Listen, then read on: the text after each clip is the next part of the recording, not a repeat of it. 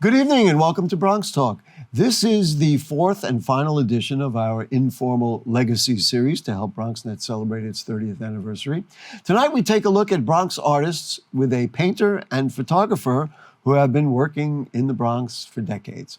We'll take a look at some of their extraordinary work that depicts so much about what life in the Bronx is about.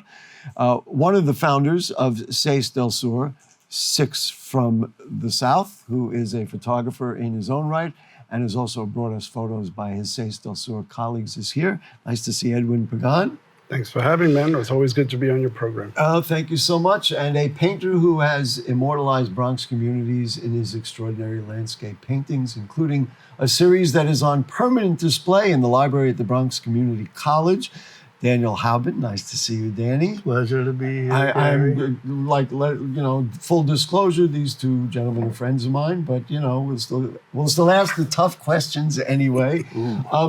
Before we have a ton of stuff to show, so I'm going to move the dialogue on pretty quick. Just talk about Seis del Sur. What is Seis del Sur? Who is Seis del Sur? And here we are today. Yeah, well, Seis del Sur is a photography collective that we started in 2011, casually, when we went to see a show at the Puerto Rican, the Center for Puerto Rican Studies, when I was still at Hunter and 68th Street. Joe Conzo and the five of us were there as well, the other five, and he just threw it out at the end of the evening and said we should do something together, and then we all started. I think we have a picture of the six of you. Yeah, go ahead. And we started getting together and just chatting it up and starting what we called photo wars, which somebody would put up a photo of a certain kind, and we. And this goes back before 2011 or right about. Right after. Right after we met at the gallery, and and the members are David Gonzalez, Ricky Flores, Francisco Molina Reyes, and Franco. Angel Franco. Angel Franco. Okay. And so you said, let's put pictures together. And then I think what ultimately happened, you realized you all had been taking pictures in the South Bronx for decades. And sometimes in the same places, because we had pictures of the same subject matter and locations, maybe a month, a couple of years apart. Amazing. And we started shopping the idea around, and the only one, believe it or not, ironically, that bit was the Bronx Documentary Center in 2013. And so, we've had Seis del Sur since, but the notion of your work, all of the six sextuplet work is the recent history of the Bronx. Yeah, I mean, it goes back, I think the eldest member, Angel, his work goes back to the early 70s, if not the late 60s, yeah. Daniel Hauben, when did you first pick up a paintbrush? Was it in school? Was it like at home and somebody handed you a crayon? When did you say, oh, this is nice? Yeah, no, I can't even, probably before memory began. But before memory was invented. Yes. Always, noodling around, and luckily, my parents didn't have a problem with that. So I kept doing it. And at what point did you, now we should say, the image behind here of the Bronx and the buildings is a painting that Daniel Hauben did. We've been using it for years. But at what point did you say, well, this is what I want to do? Or was it one of those things that you always knew, this is me, this is like me, this is what I want to do? No, well, I got to a place where I was doing lots of things. I was taking conga lessons. I was living up in Boston. I was taking Tai Chi. I was, taking some Chinese, Japanese brush painting classes. And I was, whatever. And I said to myself, I really feel like I need to focus on one thing. And as soon as I had that thought, I knew what it would be. It was And no, then why no were question. you so obsessed with doing landscapes, beautiful landscapes? That of our that hometown? didn't come right away. Wow. Like I said, I was living up in Boston. At first, I was working at the Bronx General Post Office, and I was kind of extracted from that. And my brother brought me up to Boston. Then I was like, in a different world. But the first big painting I did while living there was my scene of Kingsbridge Heights, and so that told me something. But I was doing landscape. I'm a product of the 60s, 70s, as we are. And so I was influenced a lot by surrealism and psychedelia and all that good stuff. Which is ironic because you ultimately, Edwin is a horror film guy, and you are influenced by all that, and yet both of you depict the borough of the Bronx as it is. Right. Fascinating. We want to show a lot of pictures. Sure. So we're going to alternate tonight. Cool. It's no organization, it's art, So we'll start off with Seis del Sur, and let's see what we got. Everyone has brought us photos of that he's done. We're going to do his colleagues first. I think the first we have is a Ricky Flores picture of break dancers. Let's get that up there. There we go. A word about Ricky, a word about this photograph? Yeah, Ricky took this in the Longwood Fox area where he grew up. That's one of the main areas that he documented a great deal. And it's ironic because this photo was one of the photos that we did at the Bronx Documentary Center when we had the big exhibit there. And the woman who is actually breakdancing attended. Her husband had come by to say that he had seen his wife in a photo. In an iconic photo. But what, of course, is beautiful about this is that this is the origins of it. This is a worldwide phenomenon at this point, but this is where it started. All right, let's move on to the next one. Is a Joe Conzo photo. Joe is an extraordinary personality. He's an EMS guy, which 9/11 thank him for first responder. First responder. I was there on 9/11, but let's take a look at Roseland from Joe Conzo. Okay, Joe was here's the picture from Roseland. Yes, right. And Joe is credited as having taken hip hop's baby pictures because he was in the midst of it during that time with all the influential groups, particularly the Cold Crush Brothers, and he documented a lot of the early catalyst for hip hop. We should probably say for each one of these photographs, just look them up online. All their pictures will come up. Joe, of course, has a website. Absolutely. But Joe is known as the hip hop photographer. Of course, course, is correct. Not only BronxNet 30, but hip hop is now 50. That's right. And the next photo is the dancers, right? David Gonzalez, we all know because he's a world-renowned columnist for the Times. That's right. Has characterized our borough for all the news that fit to print.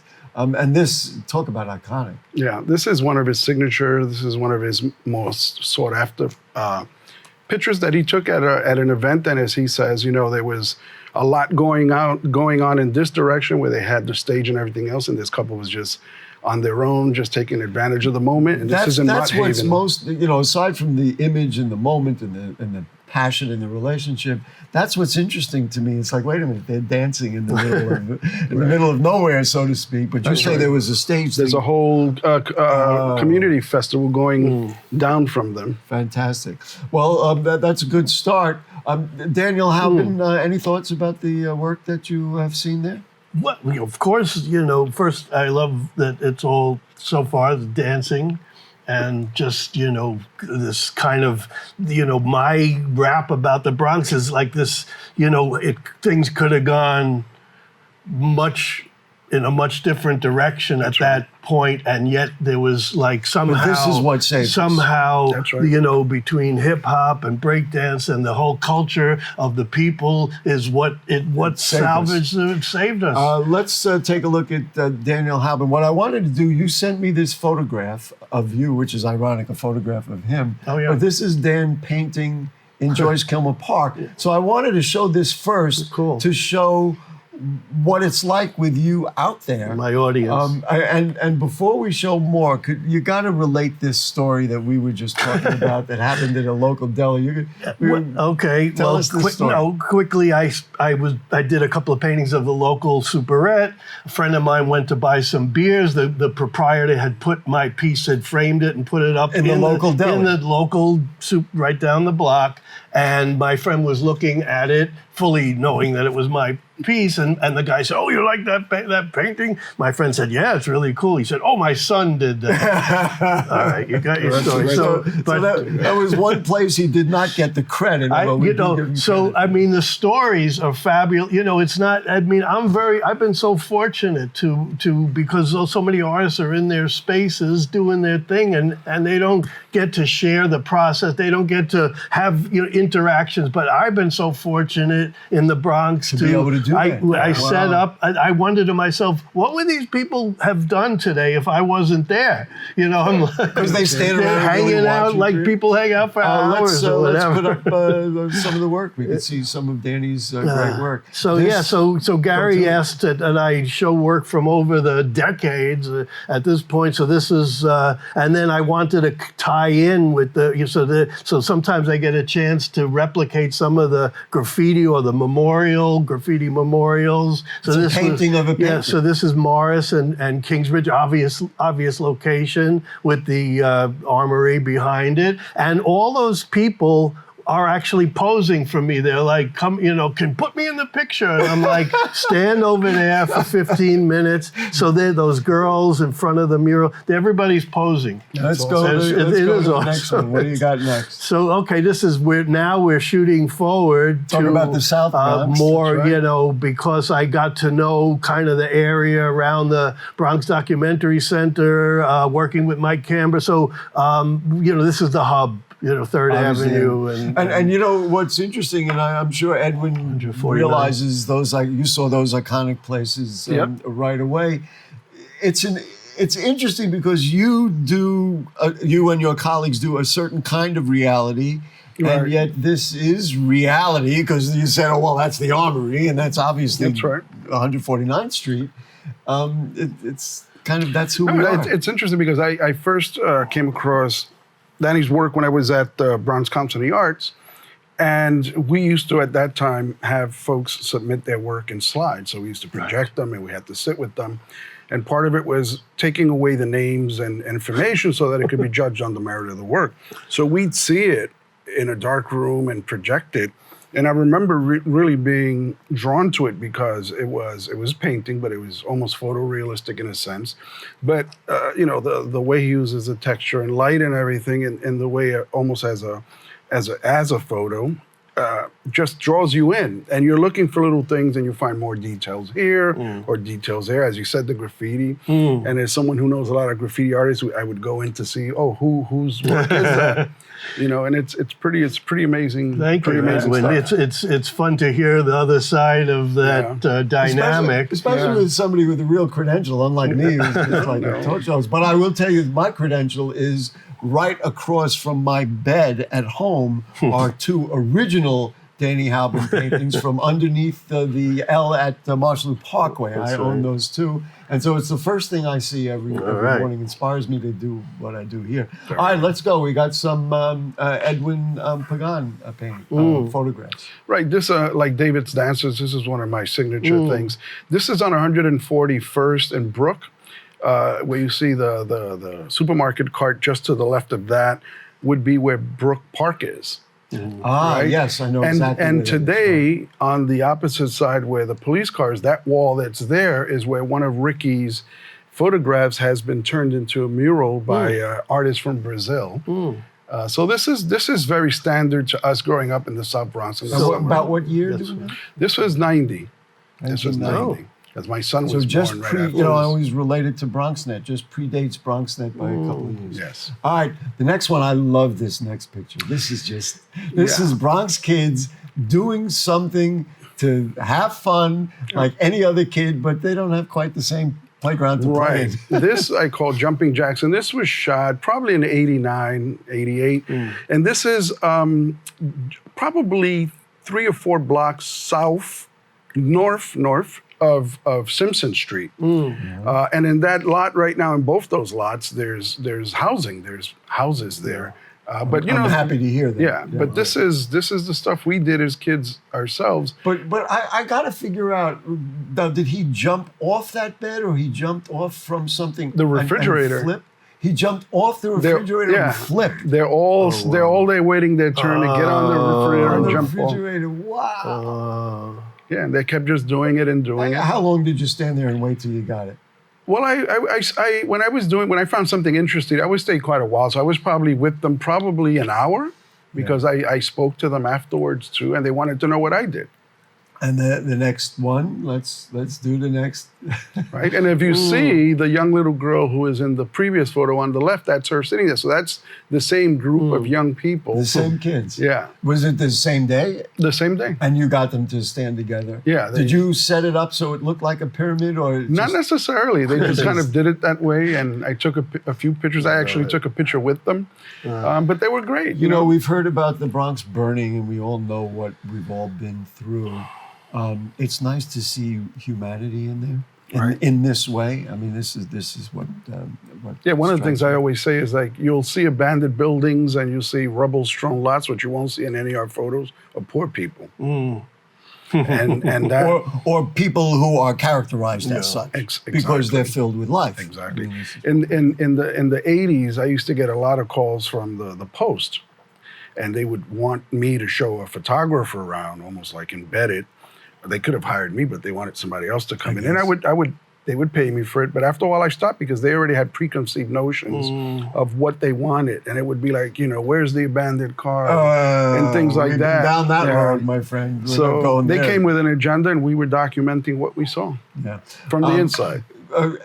It takes a photographer a long time to get a shot like that. How long do you stay there? By the way, we're going to see that painting that he was doing in just a moment. But how long does it take you to do So, I mean, there's 2 parts. There's finding the location, finding what's interesting. Sometimes I spend more time, tooling around. And at one point, I gave myself, an ultimatum, like if by 1 o'clock, wherever I am, if I'm still, messing around in the streets, I got to stop. And whatever's there, I'm going to paint it because. But then do you take it back and no, finish it? No. I'm working on location. Wow.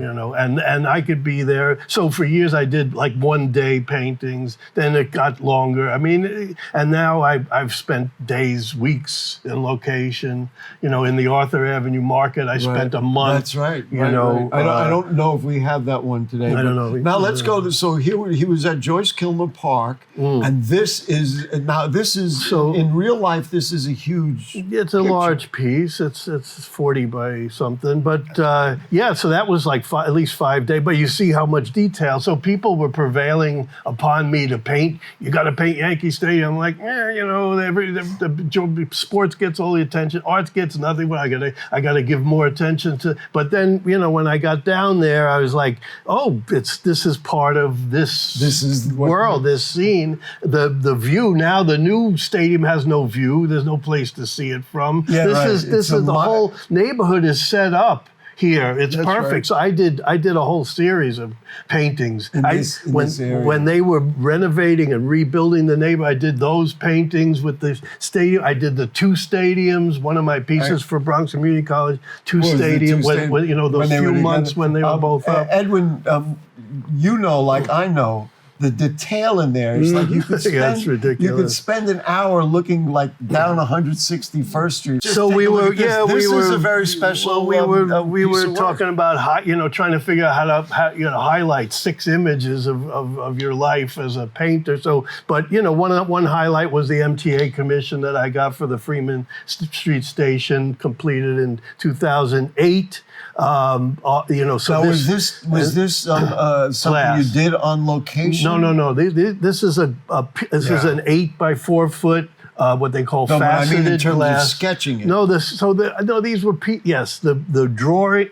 So anytime I get a commission that's related to the Bronx, I just comb through all the images that I've created. So And then you had the image and the then theme for translated this station, I had to do 4 of these 8-foot panels, and then 2 more what they call the niche window things inside the thing there, and so the theme was called the L. So the L factor. So I thought it was appropriate. It's the station. I've been painting the streets with the shadows and the. You painted the sections. No, I didn't do anything. No. I worked with Larry Gordon out in Long Island, but I created the cartoon, which is a full scale outline. Then he puts it on the glass. Then he's running it through his saw and piecing it together with a light Are you table. happy with the way it came out?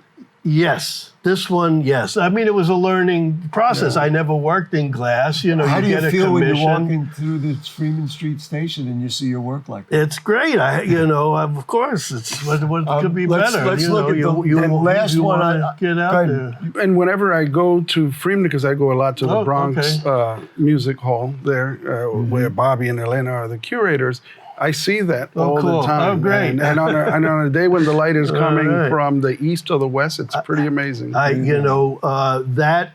neighborhood is actually where my parents lived before my time, right in the Simpson, Freeman. We mentioned that you have work displayed at Bronx Community College. How many are there? And let's put that one back Yep. So this is this piece. This was a 3-year, 22 painting commission, including 2 10-foot paintings, and this is one of the 2. And again, 22 paintings. So the theme was a sense of place, being that the people, students, staff, whoever comes into the library, the new Robert A.M. Stern Library, is reflecting the world that they are. And so that actually up on the upper left hand, that's the Gould Memorial Library. So that is the campus. Right. Next to it, I had to get a projected photo of what this library would look like because it wasn't built yet. I was painting while the building, it was a race who was going to be done. So obviously first. it's a look down the Harlem River. There are 22 paintings, and they will be up there for forever. That's very gratifying. Obviously, artists, want to have their work seen and preserved and whatever. And before we end, I want to thank you, Gary, for all your support. We're not over just me. yet. No, but I got to throw this in for the art, the support of everything you do, but especially supporting the arts, which is under supported, as we all know. And I want to expose myself here. Look what I'm wearing. Wait a minute. I dug this out. It's become a painting shirt, but there you go. This was celebrating the 15th anniversary. So my mother used to blink her eye and say, "That's life." And so, how time goes on. So we're at 29 years, BronxNet, of course, at 30 years. I'm going to ask you both. I'll start with you, Edwin. We've seen there's so much more to show. We could be here for hours and hours. What is the value of art and doing the photography that you do, having the 6 of you do it, even talk about Danny's work and other people's work? What is the value of that? Is there a perceptible value to improving culture in the borough, which has, of course, more problems than we can count? Well, I think the immediate benefit of it is the fact that when you have 6 photographers that have documented a region, in this case, the South Bronx, and we didn't know each other, so we're not sort of ping-ponging off each other, we're shooting this stuff, and you see it 30 years later, like we did at the Bronx Documentary Center in 2013, and tonight, you're putting together a historical record that wasn't necessarily exposed by mainstream media, or by a lot of times by any media, probably BronxNet, because you guys. 1994, when BronxNet came about, even before News 12. When you get folks started really exposing artists and the community and doing these really great profiles, but you have now a historical record of a time that was kind of ignored to a great And extent. again, what we said earlier, it shows a sense of humanity, even though the Bronx was burning. Exactly. Danny Hauben, same question When for you. What is the people- value of When of the work? people's, well, this, specifically this kind of work, which I kind of tie in sort of what I've done for a good chunk of my life, when people see themselves reflected in art, in photography, in painting, it elevates their, because for how long did you only see the kings and queens being portrayed in paintings, or, so now we're saying that you're worthy of Putting celebrating. a stake in the ground. That's right. so to And speak. that's a beautiful And thing. I- And I'm sure the response that you guys get, the response of people is just, certainly been, such a beautiful thing in my life to hear how people identify. This is a world that they know. And here I'm, painting it as making it worthy of a painting. You and your wife Judy created that book, and now the film is coming out. Yeah, thank you, so I want to Gary. give you an opportunity to talk about that. So wait, let me just say one more thing. The beauty of that was great photographers taking pictures of artists. Right. Yes. I mean, So we did. So we are now kind of the 10th year anniversary of the beginning of the Bronx Artist Documentary Project, of which David Gonzalez, Ricky Flores were involved with it, and we are celebrating this at the Bronx Council. On the 10th of November, 2700 East Tremont Avenue. 6:30 to 8:30 p.m. So we're going to show. So a documentary film was made of our project, which is 23 minutes long, and it's beautifully done. And so I'm going to present that film, and hopefully it'll be a bit of a reunion.